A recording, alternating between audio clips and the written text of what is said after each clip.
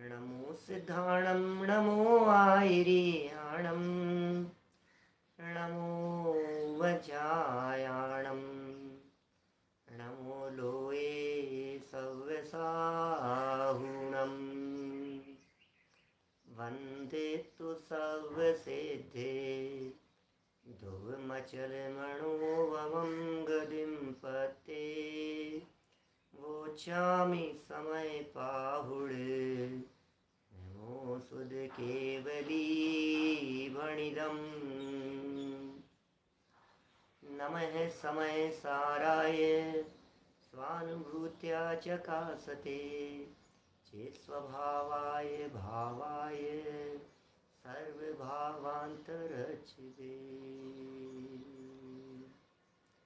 ग्रंथादिराज समय सार जी है आचार्य कुंद कुंद स्वामी की यह सुंदर अनुपम रचना। एक एक शब्द कुंद कुंदाचार्य देव की अंतर की गहराई से निकले हैं। हर शब्द में भगवान आत्मा का दर्शन कैसे हो मानो यह प्रतिपादित किया गया है। वीतरागी संत हैं, सत्य महाव्रत के धनी हैं, कभी असत्य नहीं बोलते। यदि 5वीं गाथा में इन्होंने ये कहा है कि मैं एकत्व विभक्त भगवान आत्मा को दिखाऊंगा, तो आपको क्या लगता है आगे चल कर के उस प्रतिज्ञा का निर्वाह नहीं करेंगे? जो सत्य महाव्रत के धनी होंगे, जिन्होंने सत्य कहा है कि मैं यदि एकत्व विभक्त आत्म तत्व को दिखाऊंगा, इसका मतलब दिखाऊंगा ही, निज विभव से एकत्व ही दिखला रहा करना मनन, पर नहीं करना छल ग्रहण, यदि हो कहीं कुछ स्खलन। यदि किसी भी प्रकार का कहीं कुछ स्खलन हो तो छल ग्रहण नहीं करना।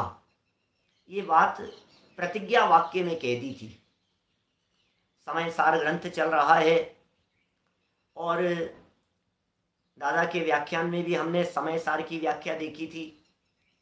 प्रारंभिक गाथाओं में अमृत चंद्राचार्य देव ने समय सार की व्याख्या की है।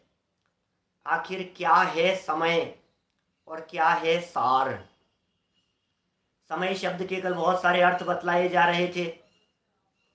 समय माने वस्तु, पदार्थ, समय माने आत्मा, समय माने काल, समय माने युद्ध, समय माने शास्त्र, कितने कितने तरह के समय के अर्थ बतलाए थे। यहाँ जो ग्रंथ समय सार है, यहाँ 2 अर्थ लागू होते हैं समय शब्द के, जो अमृत चंद्राचार्य देव ने बतलाए हैं। समय शब्द का अर्थ या तो कीजिए वस्तु और या फिर कीजिए आत्मा। जब समय शब्द का अर्थ वस्तु किया जाता है तो सारभूत क्या है? क्योंकि वस्तुएं तो 6 है ना, जीव, पुद्गल, धर्म, अधर्म, आकाश और काल, ये 6 वस्तुएं हैं। यदि समय शब्द का अर्थ वस्तु है ये 6, तो इसमें सारभूत क्या है? बोले जीव।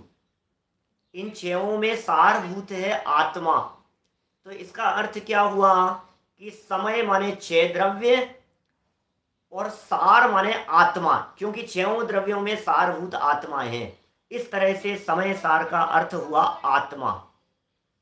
दूसरा अर्थ, यदि समय शब्द का अर्थ ही आत्मा किया जाए, क्योंकि सम उपसर्ग पूर्वक अय धातु से बना है और अय धातु गमनार्थक है। जो जो धातुएं गमनार्थक होती है वे ज्ञानार्थक भी होती है, वे जानने में भी प्रयोग की जाती है। इस तरह से समय शब्द का अर्थ हुआ कि जो परिणमन भी करे और जाने भी, तो समय माने आत्मा। तो सार क्या है? समय माने आत्मा, तो सार क्या है? बोले ऐसा आत्मा जो आत्मा द्रव्य कर्म, भाव कर्म और 9 कर्म से रहित हो, ऐसा शुद्ध आत्मा ही समय सार है। इसका मतलब समय सार शब्द का अर्थ शुद्ध आत्मा हुआ। मैं आप लोगों को समय सार शब्द की व्याख्या नहीं कर रहा हूं, हमारा विषय संवर अधिकार है। मैं संवर अधिकार की इन प्रारंभिक गाथाओं से समय सार को जोड़ना चाह रहा हूं। कल हमने 181, 182 और 183 नंबर गाथा संवर अधिकार की उन गाथाओं का अर्थ पढ़ा था। 181 नंबर गाथा में भाव कर्म से रहित की बात कही, उवोगे उव ओगो, है ना, कोहा दिसु नत्थि कोवि उव ओगो, भाव कर्म की चर्चा की थी। और फिर कहा था 182 नंबर गाथा में अट्ठ वियप्पे कम्मे नो कम्मे चाविनत्थि उव ओगो, कर्म और नो कर्म में भी उपयोग नहीं है। बातें थोड़ी सी सूक्ष्म है, उपयोग को एकाग्र करके ही समझना पड़ेगा तो बातें समझ में आएगी। माने 182 नंबर गाथा में द्रव्य कर्म और नो कर्म से रहित बतलाया गया था। 181 नंबर गाथा में भाव कर्म से रहित बतलाया गया था। माने संवर अधिकार की इन प्रारंभिक गाथाओं में भाव कर्म, द्रव्य कर्म और नो कर्म से रहित आत्मा को बतलाया जा रहा है। अब ख्याल में आई आपको बात? समय सार किसे कहते हैं? द्रव्य कर्म, भाव कर्म और नो कर्म से रहित शुद्ध आत्मा का नाम है समय सार। और ये संवर अधिकार की प्रारंभिक गाथाओं में द्रव्य कर्म, भाव कर्म और नो कर्म से रहित आत्मा बतला रहे हैं। इसका मतलब असली समय सार तो संवर अधिकार में आया है। क्या समय सार ग्रंथ पढ़ रहे हैं ना अपन? समय सार है भाई साहब, समय सार पढ़ रहे हैं, समय सार पढ़ रहे हैं। यद्यपि पूरे समय सार ग्रंथ में 415 गाथाओं में आचार्य कुंद कुंद स्वामी द्रव्य कर्म, भाव कर्म और नो कर्म से रहित भगवान आत्मा को बतला रहे हैं, तथापि ये संवर अधिकार तो इसी बात के लिए समर्पित है, ऐसे ही शुद्ध आत्मा का स्वरूप बतलाने के लिए समर्पित है। वेद विज्ञान का अधिकार है ये। फिर कहूंगा पूरे समय सार में वेद विज्ञान की चर्चा की है, पूरा समय सार वेद विज्ञान के लिए समर्पित है, लेकिन संवर अधिकार स्पेशल रूप से वेद विज्ञान की बात कर रहा है। संवर अधिकार में स्पेशल वेद विज्ञान का अभिनंदन। आप जरा इन गाथाओं की उत्थानिका पढ़िए, निकालिए आप गाथा की उत्थानिका में क्या कह रहे हैं। देखो पेज नंबर है 286, ज्ञायक भाव प्रबोधिनी टीका है, और इस ज्ञायक भाव प्रबोधिनी टीका में 286 नंबर का पेज है।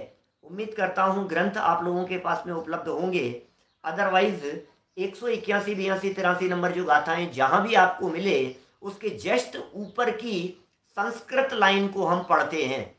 पंडित जी हम तो संस्कृत नहीं जानते। अरे सब जानते हैं आप संस्कृत, मैं बताता हूं आपको। देखो जरा पंक्ति पढ़ते हैं, यहाँ क्या लिखा है। तत्रादावेव सकल कर्म संवरणस्य परमोपायम भेद विज्ञानम अभिनंदति। क्या लिखा संस्कृत में? हिमांशु भाई क्या लिख रहे हैं? तत्रादावेव सकल कर्म संवरणस्य, सकल कर्म संवरणस्य, सकल माने संपूर्ण कर्मों के, संवरणस्य संवरण का, संपूर्ण कर्मों के संवर का, परम उपायम। क्या है परम उपाय? हम सब संवर करना चाहते हैं, हम सब कर्मों से बचना चाहते हैं, हम सब ये चाहते हैं कि कर्मों का आश्रव नहीं हो, हम सब ये चाहते हैं किसी भी प्रकार का बंधन नहीं हो। उपाय बतलाइए क्या है? कुंद कुंदाचार्य देव अधिकार को प्रारंभ करते समय अमृत चंद्राचार्य देव उसकी उत्थानिका में कह रहे हैं सकल कर्म संवरणस्य परम उपायम। परम उपायम, परम उपाय क्या है उस संवर का? कहते हैं भेद विज्ञानम अभिनंदती, उस भेद विज्ञान का अभिनंदन करते हैं। संवर का परम उपाय, संवर के उपाय क्या है? उमा स्वामी आचार्य की शरण में यदि हम चले जाएंगे तो उमा स्वामी आचार्य हमसे कहते हैं से गुप्ती समिति धर्मानुप्रेक्षा परिचय जय चारित्री। आश्रव निरोध है, संवर है, तत्वार्थ सूत्र 9वें अध्याय का पहला सूत्र है। आश्रव निरोध है, संवर है, और दूसरा सूत्र है वो संवर कैसे होता है? से गुप्ती समिति धर्म अनुप्रेक्षा परिचय जय चारित्री, ऐसे संवर होता है भाई साहब। तो सुनो सुनो अब क्या कह रहे हैं भैया, ये जो गुप्ती समिति आदि के माध्यम से जो संवर होता है ना, ये परम उपाय नहीं है। उपाय तो है संवर का, आचार्यों ने लिखा है, गुप्ती समिति धर्म अनुप्रेक्षा आदि की चर्चाएं की है।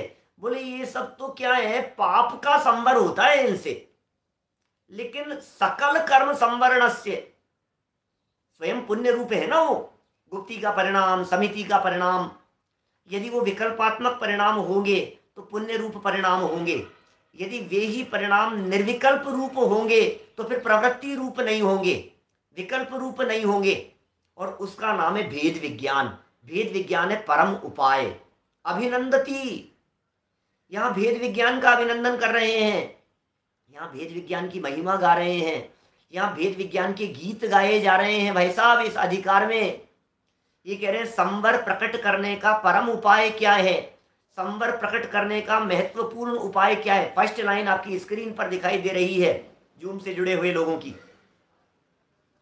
तत्रादावेव सकल कर्म संवरणस्य परम उपायम भेद विज्ञानम अभिनंदती। परम उपायम, परम उपाय क्या है कि बोले भेद विज्ञान। कहने का मतलब यह है कि आप एड़ी से चोटी तक का जोर लगा लीजिए, व्रत करके, शील पालन करके, संयम अंगीकार करके, अणुव्रत महाव्रत आदि ग्रहण करके, तपश्चरण करके, जाप करके, संयम अंगीकार करके, अरे भाई साहब आप जो भी उपाय करना चाहते हैं, ये कहते हैं परम उपाय तो भेद विज्ञान है। सब कुछ किया, भेद विज्ञान किया कि नहीं किया, ये बताओ। क्या क्या चाहते हैं आप? नहीं साहब भेद विज्ञान तो नहीं किया, बाकी हमने संवर प्रकट करने के लिए सब कुछ करके देख लिया। उपवास किए, व्रत किए, संयम अंगीकार किए, न मालूम क्या क्या हमने प्रवृत्तियां की, कुविकल्प किए। व्रत प्रतिमा लो, उपवास करो, या मंदिर में डेरा डालो।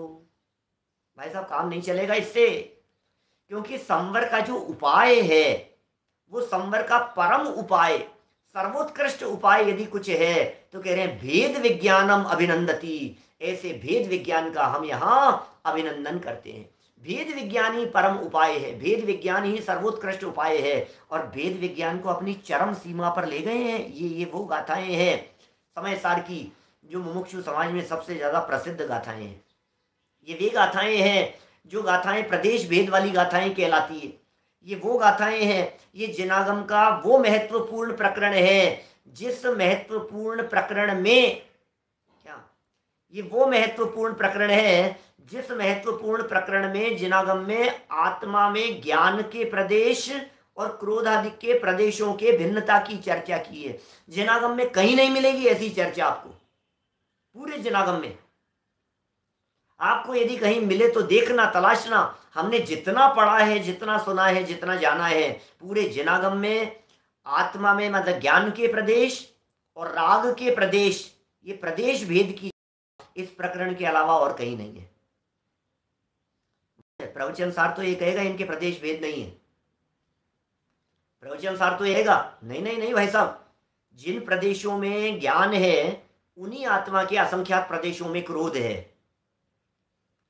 जिन आत्मा के असंख्यात प्रदेशों में दर्शन ज्ञान चारित्र आदि है, उसी आत्मा के असंख्यात प्रदेशों में और भी है, राग भी है, विकार भी है, कषाय भी है, क्रोध भी है। क्रोध कितने प्रदेशों में है?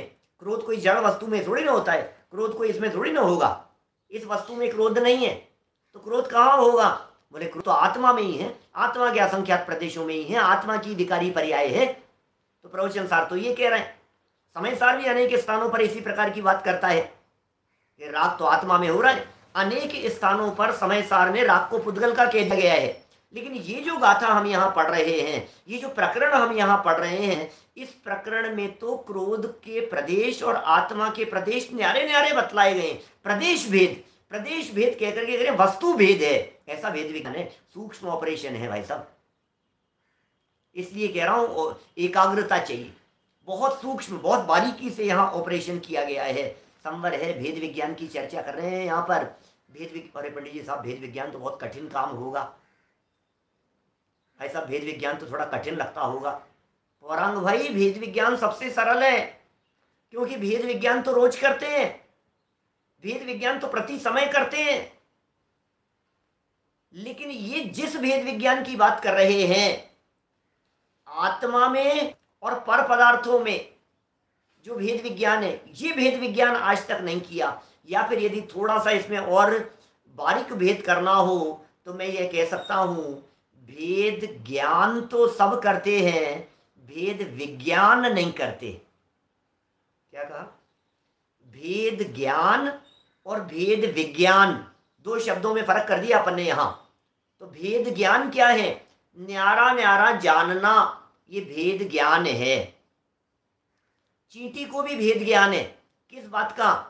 कि शुगर कैन में जाना है, हमारे शुगर के पास में जाना है और नमक के पास में नहीं जाना है। ये भेद ज्ञान तो है उसको। मिठास की तरफ अट्रैक्ट हो रही है, खटास की तरफ नहीं जा रही है। भेद ज्ञान है या नहीं है उसको? और हम भेद ज्ञान कर रहे हैं या नहीं? अभी इनका प्रवचन चल रहा है, अब इनका प्रवचन चलेगा। अभी ये कार्यक्रम चल रहा है, अब ये चलेगा। सब्जी बनाते समय, भोजन पकाते समय, भोजन बनाते समय, अरे किसी भी जगह पर सीट पर यदि आप बैठे हैं, अतुल भाई आपने तो जाना शिविर के अंदर सारे अपन सीट बुक करते हैं, ये इसकी सीट है, ये इसकी सीट है। फिर कौन व्यक्ति कौन सी सीट उठेगा कि नहीं नहीं ये आपकी सीट नहीं है, ये तो हमारी है, ये इनकी है। तो ये हमारी है और ये हमारी नहीं है। इसका नाम क्या है? भेद ज्ञान। अभी तो आपके अमेरिका के शाम का सेशन चल रहा है और अतुल भाई सब लोग आप लोग इकट्ठे हुए हैं एक ही स्थान पर। अब खत्म हो जाने के बाद, प्रोग्राम पूरा हो जाने के बाद सब लोग यहाँ से जाएंगे अपने अपने घर पर। क्या जो घर पर बैठे हुए हैं, ड्राइंग रूम में बैठे हुए हैं, वो सब जाएंगे बेडरूम में। क्या अलग अलग जगह पर जाएंगे ना। तो ये हमारा घर है और ये हमारा घर नहीं है, ये भेद ज्ञान तो हमें है ना। मंदिर से बाहर निकलते ही चप्पल पहनी हमने, तो अपनी पहनते हैं कि किसी और की पहनते हैं? किसी और की चप्पल अपनी जैसी दिखने पर, पैर में आ जाने पर तुरंत भेद ज्ञान हो जाता है। नहीं यार ये गलत पहन ली क्या मैंने, कुछ दिख तो वैसी रही थी, लेकिन पैर में आते ही तुरंत भेद ज्ञान हो जाता है। फ्लाइट में सफर कर रहे हो चाहे ट्रेन में सफर कर रहे हो, बोलो ये बर्थ हमारी है और ये नहीं है, ये भेद ज्ञान होता है ना। लेकिन ये जो भेद ज्ञान किया है, इस भेद ज्ञान में कुछ दम नहीं है। क्योंकि जो सीट अभी हम अपनी कह रहे थे, कुछ देर बाद बगल वाले ने कहा कि sir please can we exchange. ठीक है, तो अब इसकी जगह ये सीट हमारी हो गई। अब क्या दम रहा है इसमें? जिस जमीन को अपनी कह रहे थे, जिस मकान को अपना कह रहे थे, वो मकान हमने बेच दिया। तो अभी तक तो हम कह रहे थे कि ये हमारा है और ये हमारा नहीं है, और अब क्या कह रहे हैं कि ये हमारा हो गया। जिस पैसे को आप अपना कह रहे हैं, जिस प्रॉपर्टी को आप अपना कह रहे हैं, जिन डॉलर्स को, जिस नोट को आप अपना कह रहे हैं, जिस पेन को आपने अपना कहा कि ये पेन मेरा है, बराबर, ये मेरा नहीं है और ये मेरा है, पक्का। अब क्या हुआ चिराग भाई, आपने हमसे मांगा और हमने आपको दे दिया। तो फिर किसी ने पूछा अब किसका है, कि अब तो चिराग भाई का है। ये क्या हुआ? तो अभी मतलब जो ये लौकिक भेद ज्ञान है, जिसे हम भेद ज्ञान कह रहे हैं, ये भेद ज्ञान तो बदलता रहता है। आज इस शरीर को मैं अपना कह रहा हूं कि नहीं ये मेरा नहीं है, ये मेरा है, कि साहब ये पत्नी मेरी है, कि स्वर्गवास हो गया तो अब कहाँ रहा। ठीक है ना, ये समझ लीजिए मैं तलाक की बात तो क्यों करूं, है ना, लेकिन तलाक हो जाए तो फिर ये पत्नी मेरी नहीं रही ना, ऐसी स्थिति भी तो है। जिसको हम अपना कह रहे हैं भेद ज्ञान करते हुए, वो कब बदल जाए इसका कुछ कहा जा सकता है। लेकिन जो यथार्थ भेद ज्ञान है, जिसे भेद ज्ञान नहीं, अब वी लगा लीजिए, वी माने विशेष ज्ञान, भेद विज्ञान, विज्ञान माने साइंस। एक विशिष्ट फॉर्मूले हैं, विशिष्ट नियम है, विशिष्ट प्रक्रिया है, विशिष्ट प्रोसेस है। जहां विशेष प्रकार की प्रोसेस लागू होती है उसे कहते हैं साइंस। किसी भी प्रकरण में जब हम साइंस शब्द का प्रयोग करते हैं तो कहते हैं भाई साहब ये तो एक विशेष साइंस छिपी हुई है, इसमें कोई विशेष बात छिपी हुई है, इस बात में एक अलग तरह की साइंस है, इसमें इस तरह का केमिकल जब इसको इसके साथ में ऐसा मिलाते हैं तो ऐसा बनता है, ये साइंस है, ऐसा होता है। तो यहाँ भेद विज्ञान माने विशेष प्रकार के भेद जानने की एक विशिष्ट शैली, विशिष्ट प्रक्रिया, उसका नाम है भेद विज्ञान। ये उस भेद विज्ञान की बात कर रहे हैं जो त्रिकालवर्ती है। ये उस भेद विज्ञान की बात कर रहे हैं जो वस्तु पर है वो वस्तु त्रिकाल अपनी नहीं हो सकती है, किसी भी परिस्थिति में अपनी नहीं हो सकती है। आज मानिए चाहे कल मानिए चाहे 100 साल बाद मानिए, द्रव्य कर्म, भाव कर्म और नौ कर्म ये त्रिकाल हमसे भिन्न थे, भिन्न हैं और भिन्न ही रहेंगे। इस बात की स्वीकृति का नाम है भेद विज्ञान। क्यों अभिनंदन कर रहे हैं? क्योंकि ये भेद विज्ञान अतीन्द्रिय आनंद का जन्मदाता है। ये भेद विज्ञान अनंत सुख को उत्पन्न करा देने में समर्थ है। ये भेद विज्ञान सुख को जन्म दे रहा है। ये भेद विज्ञान शुद्धोपयोग का जन्मदाता है। ये भेद विज्ञान आनंद की जननी है, आनंद को जन्म देने वाली माँ के समान है। ये गजब है भाई साहब, ये भेद विज्ञान, जिस भेद विज्ञान की यहाँ चर्चा कर रहे हैं। देखिए जरा, ये जो पंक्ति अभी अपन ने संस्कृत की पढ़ी है, एक बार इस पंक्ति का अर्थ पढ़ लेते हैं, फिर हम फटाफट आगे बढ़ेंगे। इस गाथा का मर्म बतलाएंगे आपको कि इस गाथा का क्या मर्म है। नीचे देखिए इसी पेज पर अब इस संवर अधिकार की मूल गाथाएं आरंभ करते हुए, और नीचे औरंग भाई थोड़ा सा और नीचे, और नीचे, और नीचे आइए। नहीं, शायद पहले है, इसके पहले है, और पहले है, और थोड़ा सा, बस बस बस यही। अब इस संवर अधिकार की मूल गाथाएं आरंभ करते हुए आचार्य अमृतचंद्र उत्थानिका में लिखते हैं कि अब कुंद कुंदाचार्य देव संपूर्ण कर्मों का संवर करने का उत्कृष्ट उपाय जो भेद विज्ञान है उसका अभिनंदन करते हैं। क्या बोल्ड लाइन लिखी है आपकी पुस्तकों में, देखिएगा। जो लोग YouTube पर सुन रहे हैं उनसे भी कह रहा हूँ, पुस्तकें लेकर के बैठिए, आपको स्क्रीन नहीं दिखाई देगी। संपूर्ण कर्मों का संवर करने का, संपूर्ण कर्मों का संवर। आप चाहते हैं क्या कि कोई कर्म बने रहे कि नहीं, पूरी तरह से कर्म नष्ट हो जाए? संपूर्ण कर्म का संवर माने सिद्ध दशा, संपूर्ण कर्म का संवर माने परमात्मा अवस्था। वो अवस्था प्रकट करने का उत्कृष्ट उपाय क्या है? उत्कृष्ट उपाय बोले भेद विज्ञान, उसका अभिनंदन। अरे भेद विज्ञान के गले में माला डाल रहे हैं, भेद विज्ञान के गीत गा रहे हैं, भेद विज्ञान करो, भेद विज्ञान करो, भेद विज्ञान करो।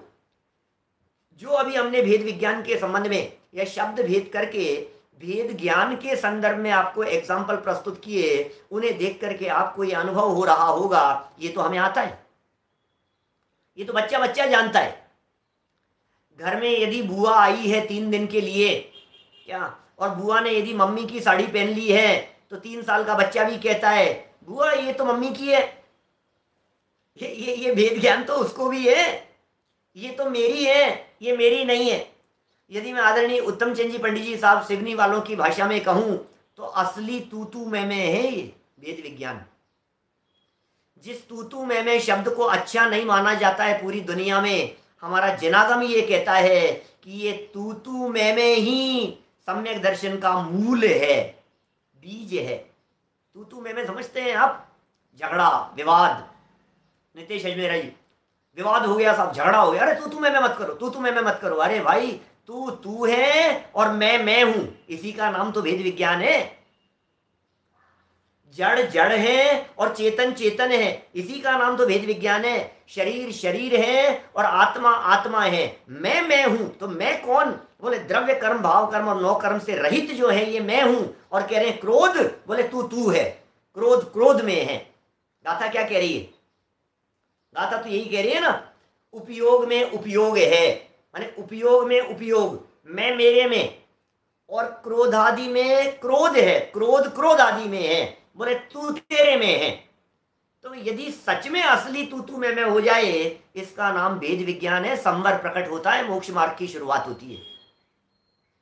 ये मोक्ष मार्ग की शुरुआत करा देने वाली पंक्तियां हैं।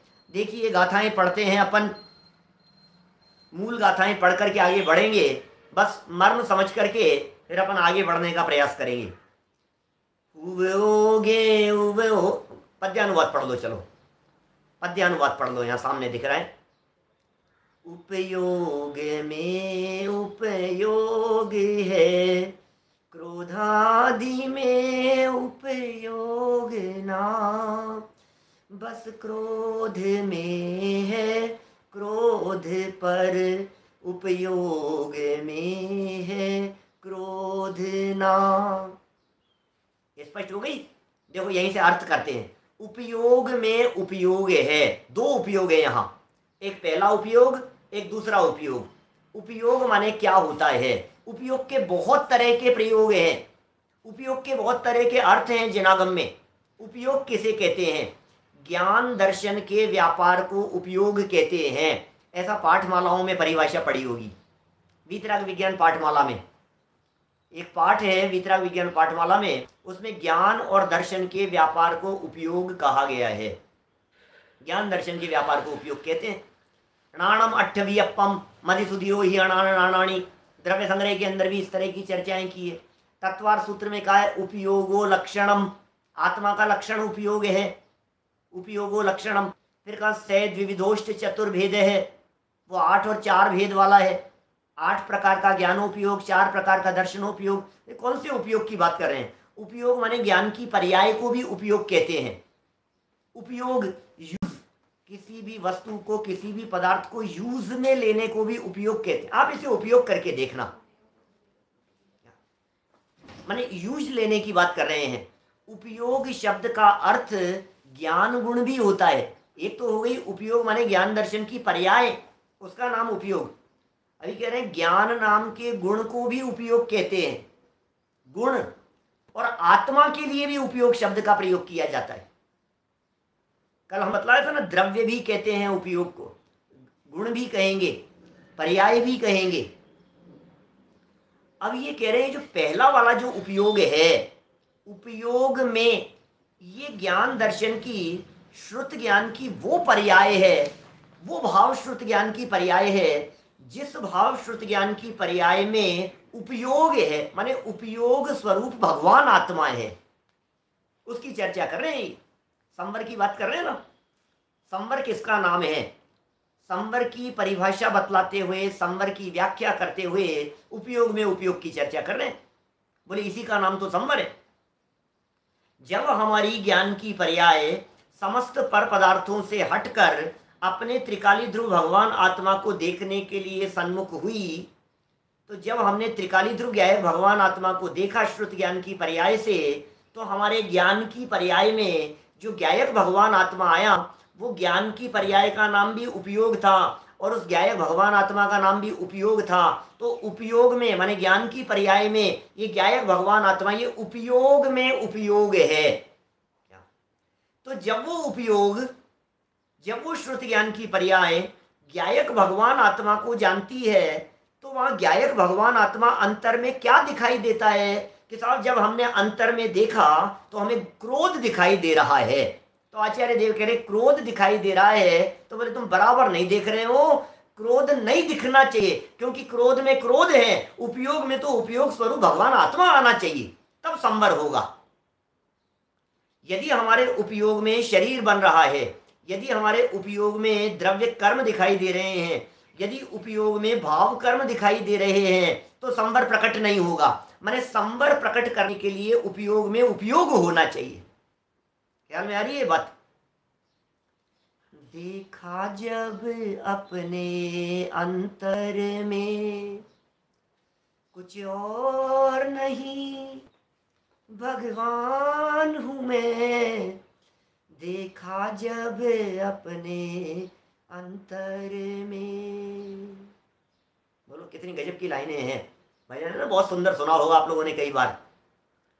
पर्याय भले ही पामर हो, अंतर से वैभववान हूँ मैं, देखा जब अपने अंतर में। उपयोग में, उपयोग माने जानन क्रिया, पहला उपयोग माने जानन क्रिया, और दूसरा उपयोग माने उपयोग स्वरूप भगवान आत्मा। तो उपयोग में उपयोग है, माने जिस ज्ञान क्रिया में, जिस ज्ञान की पर्याय में हमारा त्रिकाली ध्रुव भगवान आत्मा है, उसमें संवर प्रकट होता है। अंतर में क्रोध नहीं है। देखा जब अपने अंदर में, तो क्या दिखाई देगा? जब अपने अंतर में देखते हैं तो हमें शरीर नहीं दिखता, हमें नौकर्म नहीं दिखाई देते। जब अपने अंतर में देखते हैं तो हमें ये संयोग नहीं दिखाई देते। जब अपने अंतर में देखते हैं तो बाहरी परिस्थितियां नहीं दिखाई देती। तो शरीर और शरीर से संबंधित बाहरी पदार्थ, ये तो है सब नौकर्म। बोले अपने अंदर में नौकर्म नहीं है कि नहीं नहीं साहब, द्रव्य कर्म तो अपने ही है ना भाई साहब, अपने ही कर्म है, अपने ही कर्म है, ऐसी चर्चा करते हैं ना, अपने ही किए हुए कर्म है भाई साहब। तो कह रहे हैं भाई वो द्रव्य कर्म भी अपने नहीं है। क्या क्या शब्द दिया 182 नंबर गाथा में, इसी ही तरह उपयोग में भी कर्म ना नो कर्म ना, इस उपयोग में कर्म भी नहीं है और नो कर्म भी नहीं है।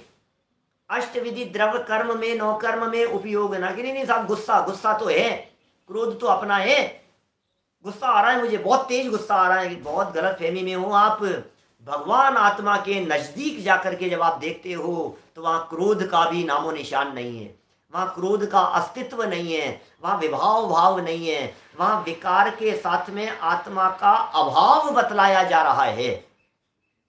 प्रदेश भेद वाली गाथाएं हैं, मैंने कहा भी आपसे, ये वे गाथाएं हैं जिसमें आत्मा के प्रदेश माने ज्ञान के प्रदेश और ज्ञायक भगवान आत्मा के प्रदेशों को भिन्न बतलाया जा रहा है। हो सकता है बहुत सारे लोगों को नई बात लगे, नए लोगों को सूक्ष्मता दिखाई देवे, कभी कभी ऐसा भी हो सकता है कि कुछ लोगों के ऊपर से भी बात जाए, लेकिन उपयोग की एकाग्रता चाहिए। आप गहराई में जाकर के देखना, संवर प्रकट करा देने के लिए ये गाथाएं हैं।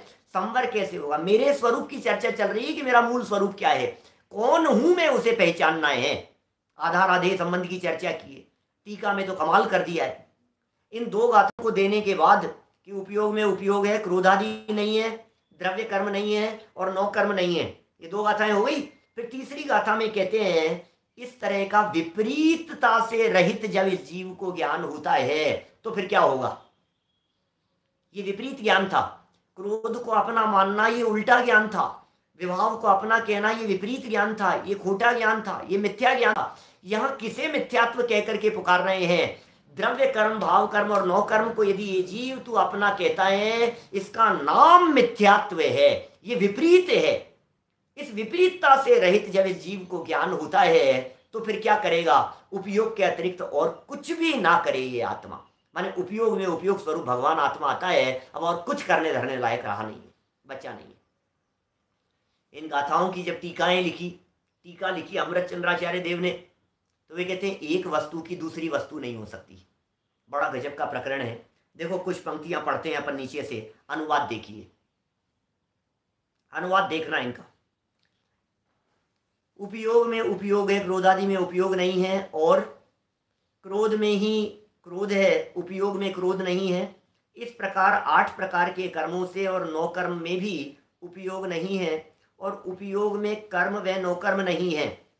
जब जीव को इस प्रकार का अविपरीत, विपरीत माने उल्टा, अविपरीत माने सही, अविपरीत माने यथार्थ ज्ञान होता है, तब यह उपयोग स्वरूप शुद्ध आत्मा उपयोग के अतिरिक्त अन्य किसी भी भाव को नहीं करता। आत्मज्ञानम स्वयं ज्ञानम ज्ञानात अन्यत करोति किम, मैं ज्ञान के अलावा क्या कर सकता हूं मैं? फिर मैं क्रोध करने वाला नहीं, फिर मैं कर्म को बांधने वाला नहीं, फिर मैं वो नहीं जिसके कर्म बंधते हैं, फिर मैं शरीर नहीं, फिर मैं संयोग नहीं, फिर मैं जड़ पदार्थों से अत्यंत भिन्न हूं। देखिए नीचे इन गाथाओं में क्रोधादि भाव कर्मों, ज्ञानावरणादि द्रव्य कर्मों और शरीर आदि 9 कर्मों से उपयोग स्वरूप भगवान आत्मा को भिन्न बताया गया है, और कहा गया है कि उपयोग स्वरूप भगवान आत्मा एकमात्र उपयोग का ही कर्ता भोगता है। वह इन भाव कर्मों का, द्रव्य कर्मों का और 9 कर्मों का कर्ता भोगता नहीं। इस प्रकार का भेद ज्ञान ही संपूर्ण कर्मों के संवर करने का उपाय है। यदि आप कर्म से बचना चाहते हैं, यदि आप जीवन में मोक्ष मार्ग प्रकट करना चाहते हैं, तो कोशिश कीजिए एकांत में बैठकर, कोशिश कीजिए शांति से विचार और चिंतन के लेवल पर ये विचार करने का। निरंतर चिंतन की धारा में ये बात बहनी चाहिए, मैं कौन हूँ, मैं कौन हूँ, मैं कौन हूँ। ये आईने के सामने खड़े होकर के दिखाई देने वाला ये मैं नहीं हूँ, न कर्म बांधने वाला हूँ। तो फिर साहब क्रोधाधिक तो मैं हूं कि वो भी मैं नहीं हूं। अभी यहां क्रोध की भिन्नता सिद्ध करने के लिए आधार आधेय संबंध की बहुत सुंदर चर्चा की है इन गाथाओं में। जरा देखिए नीचे टीका की कुछ पंक्तियां जरूर पढ़ करके बतलाएंगे, फिर चलेंगे अपन, कल ही चल पाएंगे आगे। तो देखिए कुछ पंक्तियां, बहुत महत्वपूर्ण पंक्तियां हैं, बहुत ही महत्वपूर्ण चर्चाएं हैं। आधार आधेय संबंध की चर्चा की है, एक वस्तु की दूसरी वस्तु नहीं है, दिख गई पंक्तियां आपको? भाई अखिल जी, एक वस्तु की दूसरी वस्तु नहीं है, एक वस्तु की दूसरी वस्तु नहीं होती। अनंत भाई, नास्ति सर्वोपि संबंध है, ये तो सिद्धांत वाक्य है। नास्ति सर्वोपि संबंध है, ये तो जगत का स्वरूप है, ये तो वस्तु स्वरूप है। एक वस्तु की दूसरी वस्तु नहीं है, ये तो स्वरूप है। और क्योंकि दोनों के प्रदेश भिन्न भिन्न होते हैं, इसलिए उनमें एक सत्ता की अनुपत्ति है। एक सत्ता की अनुपत्ति है।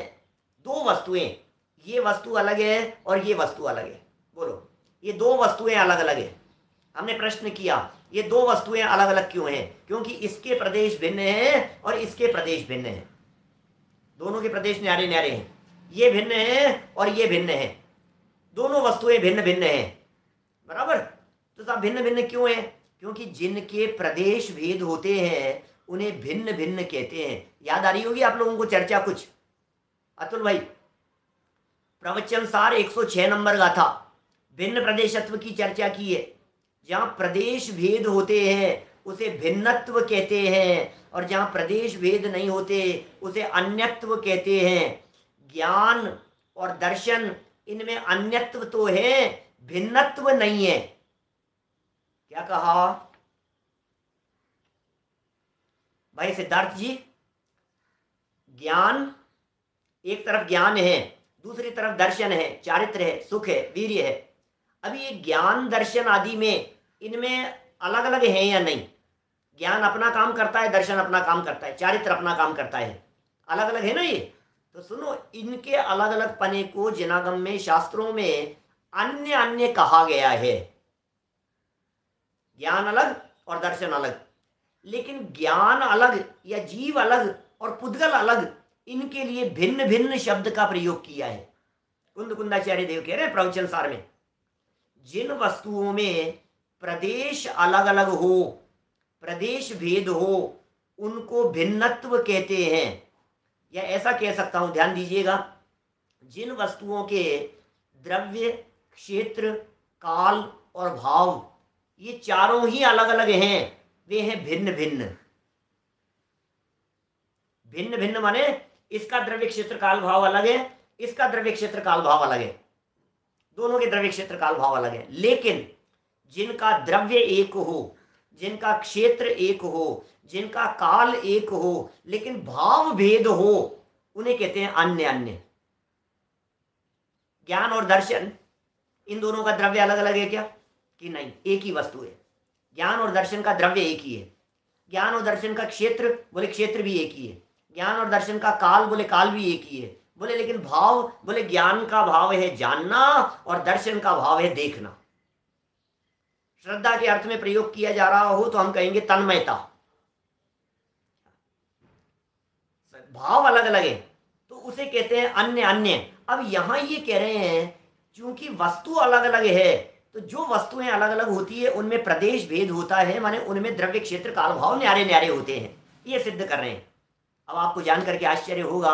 अब हमें बतलाइए, प्रवचन सार की स्टाइल में बात करेंगे तो कहेंगे क्रोध चारित्र गुण की विकारी पर्याय है। क्रोध क्या है? चारित्र गुण की विकारी पर्याय। मान, माया, चार आदि क्या है? बोले चारित्र गुण की विकारी पर्याय है। तो इसका मतलब चारित्र गुण की पर्याय है ना। और ज्ञान क्या है? बोले ज्ञान की पर्याय है। ज्ञान, ज्ञान नाम का गुण है, उनकी पर्यायों की बात करो तो ज्ञान की पर्याय और क्रोध आदि चारित्र की पर्याय। अब बतलाओ ये अन्य अन्य है या भिन्न भिन्न है? ज्ञान और क्रोध अन्य अन्य है या भिन्न भिन्न है? मतलब ज्ञान की और क्रोध, क्योंकि क्रोध आत्मा में ही हो रहा है, क्रोध आत्मा में ही होता है, इसलिए द्रव्य तो एक ही है। ज्ञान का द्रव्य और क्रोध का द्रव्य, दोनों का द्रव्य एक ही है। ज्ञान आत्मा के असंख्यात प्रदेशों में है और क्रोध भी आत्मा के उन्हीं असंख्यात प्रदेशों में है, क्योंकि चारित्र गुण की पर्याय है ना, तो क्षेत्र भी एक ही है। जिस समय ज्ञान की पर्याय है उसी समय क्रोध की पर्याय भी पैरेलल चल रही है। सूक्ष्म ऑपरेशन करना पड़ेगा क्योंकि दोनों एट ए टाइम है। हम तो भेद विज्ञान कर ही नहीं पाते हैं। इतना जरूर करते हैं, मुझे गुस्सा आ रहा है तो मुझे गुस्सा आ रहा है, इस समय गुस्सा और गुस्से को जानने वाला ज्ञान, ये दोनों न्यारे न्यारे। क्रोध और क्रोध को जानने वाला ज्ञान, ये दोनों अन्य अन्य है। लेकिन तो भी द्रव्य एक ही है, क्षेत्र एक ही है और काल भी एक ही है, लेकिन भाव तो अलग है। एक ज्ञान की पर्याय है, एक चारित्र गुण की विकारी पर्याय है। ये जो मैंने कहा है ये प्रवचन सार की स्टाइल है। अब समय सार ग्रंथ की ये गाथाएं कह रही है कि क्रोध चूंकि वस्तु ही अलग है, इसलिए क्रोध के प्रदेश अलग हैं और ज्ञान के प्रदेश अलग है। पहले तो उनको दो वस्तुएं सिद्ध किया इन गाथाओं में। पहले तो ये कह रहे हैं क्रोध आत्मा नाम की वस्तु में नहीं है, क्योंकि क्रोध का आत्मा के साथ में आधार आधेय संबंध नहीं है। ज्ञान का आत्मा के साथ में आधार आधेय संबंध है। ये क्या होता है आधार आधेय संबंध? आधार आधेय संबंध क्या चीज है? ज्ञान और आत्मा में आधार आधेय बतलाइए। सोचिए, एक बार विचार कीजिए। आधार माने होता है बेस और आधेय माने होता है उसके आश्रय से रहने वाला। क्या कहा? आधार माने बेस और उसके आश्रय से रहने वाले को कहते हैं आधेय। जैसे ये हाथ उठाया हमने, ये आधार है और इस पर रखा पेन, क्या तो हाथ आधार है और पेन क्या है? ऊपर रखा, ये आधेय है। समझने समझाने के लिए कह रहा हूं, दो वस्तुओं में आधार आधेय लागू नहीं होता है। भिन्न भिन्न वस्तुओं में आधार आधेय लागू नहीं होता है। आत्मा आधार है और ज्ञान आधेय है। आत्मा के आधार से ज्ञान है, आत्मा के आधार से दर्शन है, आत्मा के आधार से चारित्र है, आत्मा के आधार से अनंत गुण है। तो आत्मा आधार और ज्ञान आदि अनंत गुण वो आधेय, ठीक है।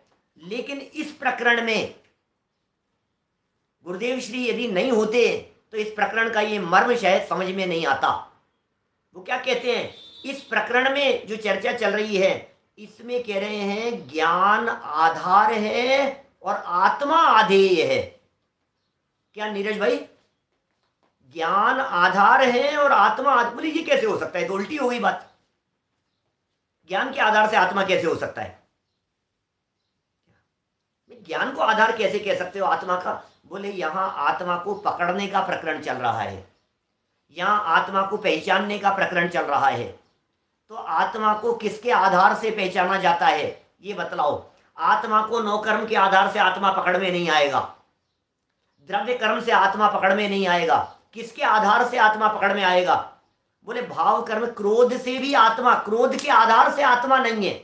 क्रोध के आधार से आत्मा पकड़ में नहीं आता, क्योंकि क्रोध के आधार से यदि आत्मा पकड़ में आने लगेगा तो सिद्ध भगवान के क्रोध नहीं है,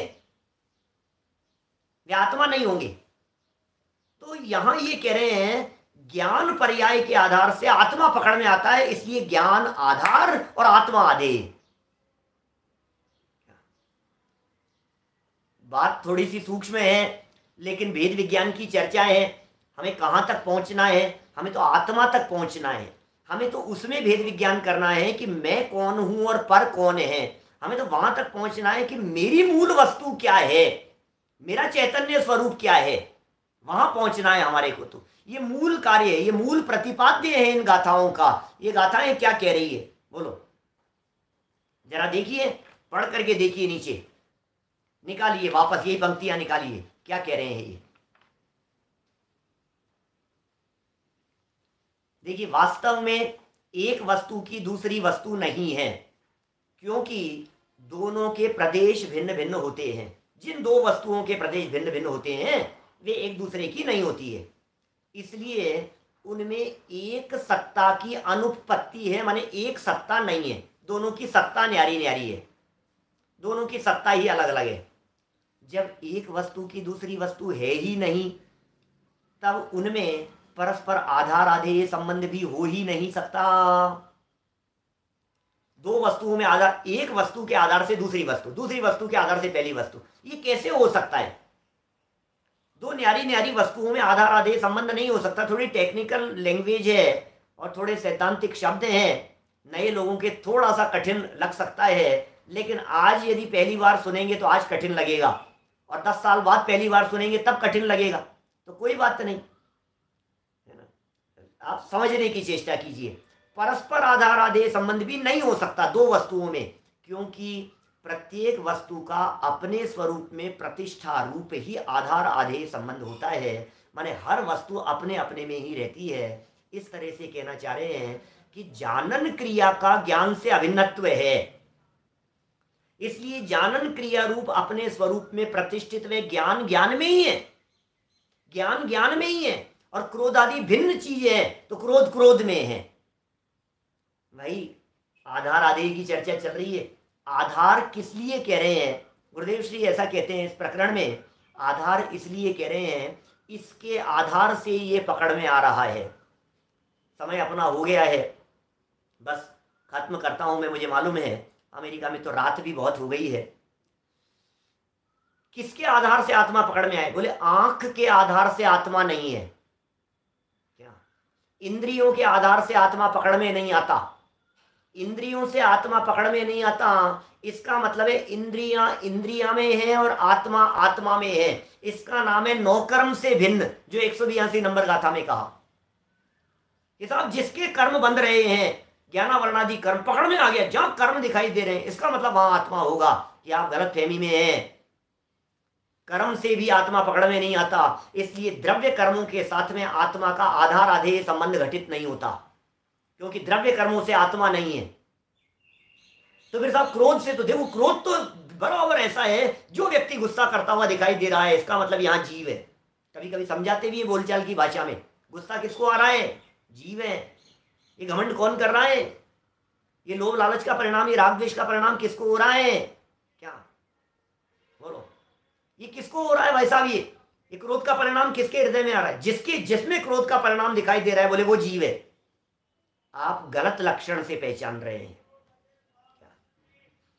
यहां आधार आधेय संबंध क्रोध के साथ में जीव का घटित नहीं होता, इसलिए कह रहे हैं क्रोध को तो क्रोध में रहने दो, और ज्ञान जो है वो ज्ञान के आधार से आत्मा पकड़ में आता है, ज्ञान लक्षण से आत्मा पकड़ में आता है। ऐसा जब अविपरीत श्रद्धान होता है तो फिर कुंद कुंदाचार्य देव कहते हैं भाई साहब अब संवर प्रकट होगा, इसका नाम संवर है।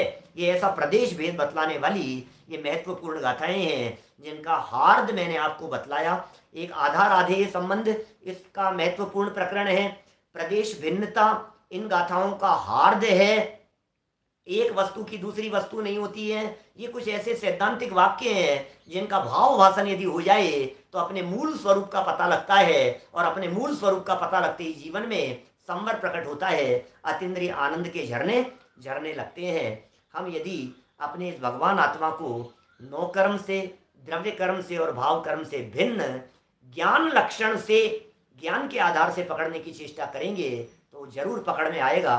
और यदि आत्म तत्व पकड़ में आ गया तो निश्चित ही संवर भी जीवन में प्रकट होगा, निर्जरा भी होगी और अरब काल में निर्माण भी होगा। हम सबके जीवन में ऐसी अवस्था प्रकट हो, इसी मंगल भावना से बात को यहीं विराम।